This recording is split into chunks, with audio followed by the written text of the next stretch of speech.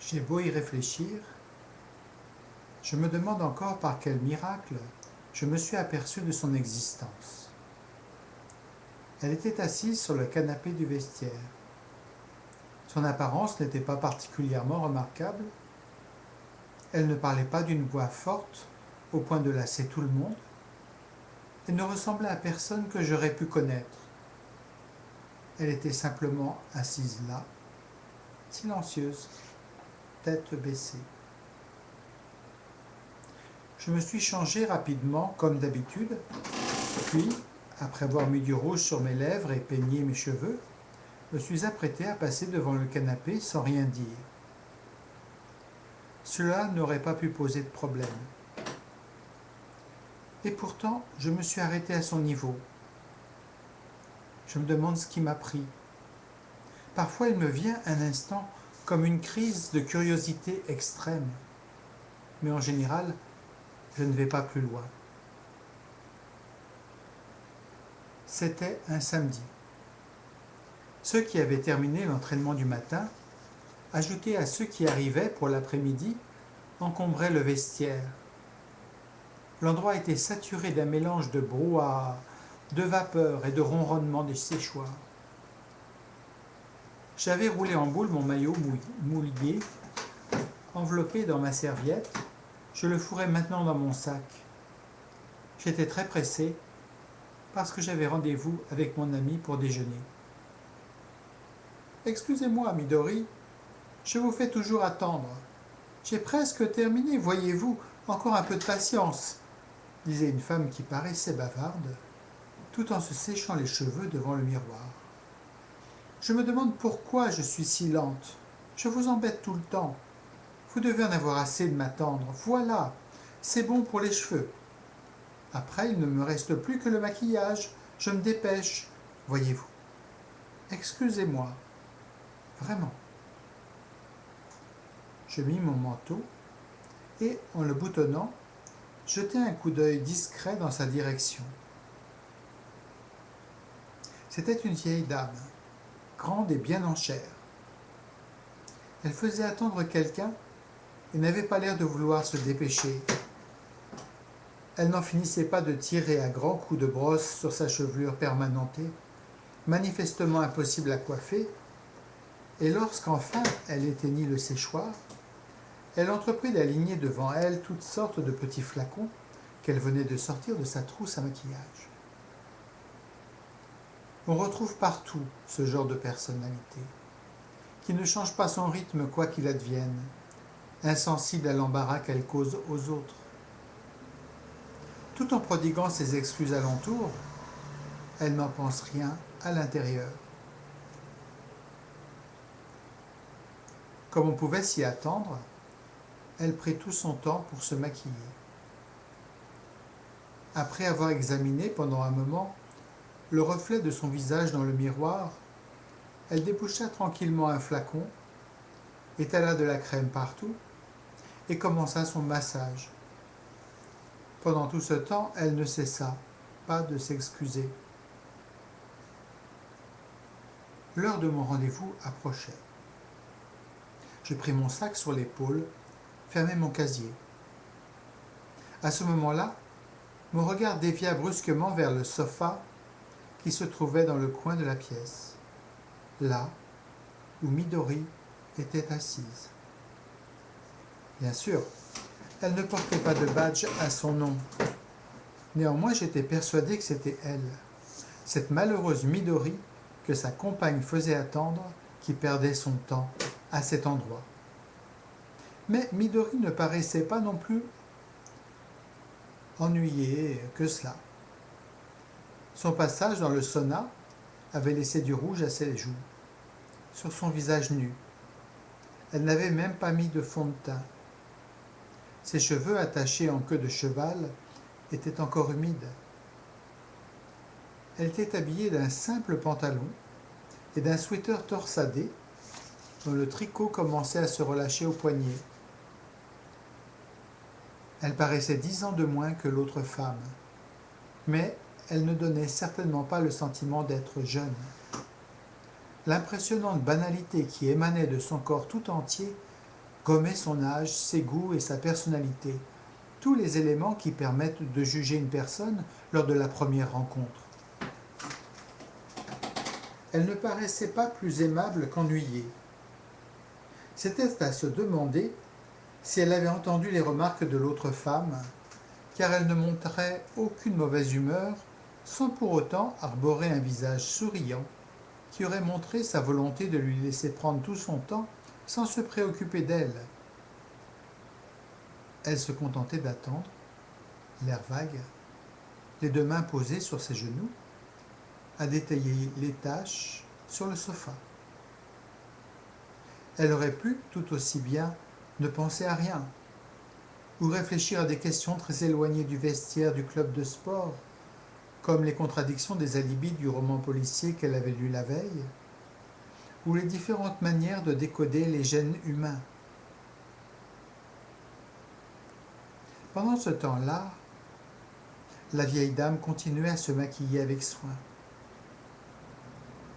Quelle était leur relation?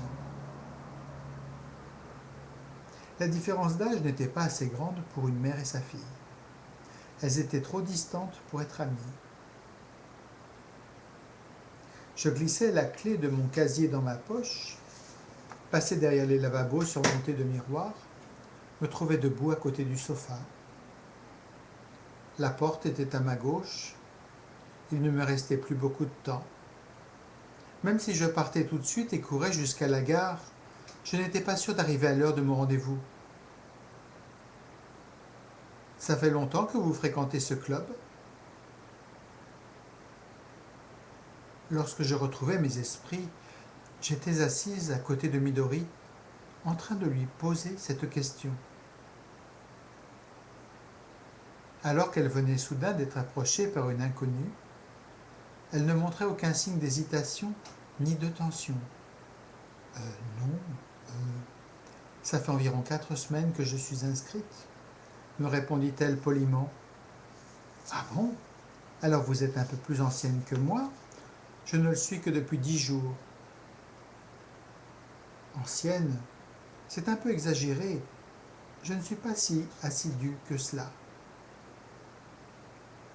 Le silence se prolongea un moment. Je poussai mon sac sous la table basse, puis recroisai les jambes en me rasseyant plus profondément. Mon attitude m'étonnait. Pourquoi est-ce que je m'attardais de cette façon? Ça n'avait aucun sens. Mon ami était ponctuel. En général, il arrivait 10 minutes avant l'heure. De plus, nous étions, à cette étrange période de l'amitié, sur le point de s'épanouir en amour. C'était évident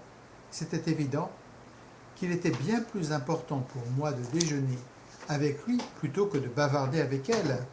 Je me le répétais sans arrêt en moi-même, mais mon corps, à l'évidence, ne faisait rien pour quitter le sofa. À l'observer de très près, la simplicité de Midori se remarquait encore plus. Sans bijoux. Les lobes de ses oreilles, son cou et ses doigts étaient nus à faire peur. Et l'on ne remarquait aucune particularité sur son visage. La forme de ses sourcils, de ses pommettes, de ses paupières, de ses lèvres, celle de ses épaules, de ses hanches ou de ses chevilles, bref, de toutes les parties de son corps, était aussi simple que sur un dessin au pastel réalisé par un enfant de maternelle. « Vous êtes amis ?» lui demandai-je en jetant un coup d'œil à la femme qui venait de finir de mettre son fond de teint et s'attaquer à l'ombre à paupières. « Pas vraiment. Nous avons fait connaissance la dernière fois. Comme nous habitons dans la même direction, nous rentrons ensemble, répondit Midori légèrement voûtée. Je ne savais pas très bien s'il était contente d'avoir trouvé la personne idéale pour bavarder, afin de tromper l'ennui de l'attente, ou si elle était ennuyée d'être dérangée alors qu'elle était seule. Toujours est-il que je continuais sans y prêter attention. Où habitez-vous ? Près du stade, sur la route de la zone industrielle qui va vers les terrains remblayés. Ah, mais alors, vous n'êtes pas très loin de mon immeuble. C'est celui qui se trouve avant le jardin public, en prenant à l'ouest au carrefour de la clinique de chirurgie esthétique. Vous voyez ? C'est que je viens tout juste d'emménager et en plus, je n'ai aucun sens de l'orientation. Midori leva les yeux en souriant. Son sourire fut discret, avec le coin des yeux qui tremblait. Ses joues étaient luisantes. C'était bizarre de parler ainsi avec quelqu'un que je ne connaissais pas du tout. Je n'avais encore jamais adressé la parole à qui que ce soit depuis mon inscription au club. Je nageais seul en silence, et après avoir pris ma douche, je rentrais sans même boire un thé dans le hall. Je n'avais aucunement l'intention de me faire des amis en ce lieu. D'ailleurs, je n'étais pas du genre à lier facilement connaissance avec n'importe qui. Vis-à-vis des autres, j'étais toujours très réservé, plutôt méfiante. En tout cas, par la découverte de Midori, le cours de ma conscience prit une inflexion bizarre. Vous aimez nager ? Les questions se déversaient continuellement de ma bouche. En réalité, peut-être n'avais-je pas très envie de connaître les réponses, mais voulais-je seulement rester près d'elle le plus longtemps possible afin d'essayer de sentir la réalité de ce qui troublait ma conscience. Non, ce que je fais n'entre pas dans le domaine de la natation. Je me contente de barboter. C'est elle qui m'y a entraîné, de force, si bien que je l'accompagne, c'est tout. Ah bon ? C'est vrai que c'est ennuyeux de commencer seul quelque chose de nouveau. À ce moment-là, on entendit encore une fois la femme élever la voix. « Midori, vous m'excusez, n'est-ce pas ? Je me demande combien de temps je vous ai fait attendre. C'est que vous êtes tellement rapide à vous préparer, au point que j'aimerais que vous m'appreniez comment faire aussi vite. Encore un peu, hein ? Un tout petit peu.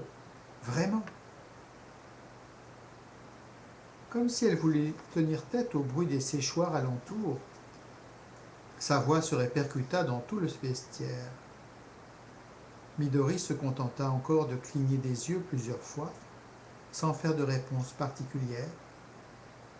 Elle n'était pas indifférente au point de l'ignorer, mais elle ne se laissait pas embobiner non plus. Je me demandais quelle pouvait être la silhouette de Midori en maillot de bain. J'essayais de me la figurer. Elle avait une forte poitrine qui tombait un peu, et un excédent de chair qui faisait 3 bourrelets au niveau du ventre. Sa peau, comme ses joues, était rouge et luisante. Dans l'eau, elle devait encore être plus veloutée. Seulement, elle avait des durillons sur le dessus des pieds à force de s'asseoir à la japonaise, et ses talons étaient craquelés. On n'aurait sans doute pas pu imaginer plus sobre maillot de bain que le sien. Il devait ressembler au modèle de base que l'on place sur un mannequin dans les usines spécialisées. Elle marchait un peu voûtée dans un coin au bord de la piscine et s'immergeait lentement sans faire de bruit près du couloir numéro 1. Pendant ce temps-là, l'autre femme avait déjà commencé à nager, sans se préoccuper d'elle ou sans même se retourner. Après avoir mouillé 1 ou 2 fois son visage, Midori tirait sur le bord de son bonnet pour vérifier si ses cheveux qu'elle avait enroulés étaient bien protégés.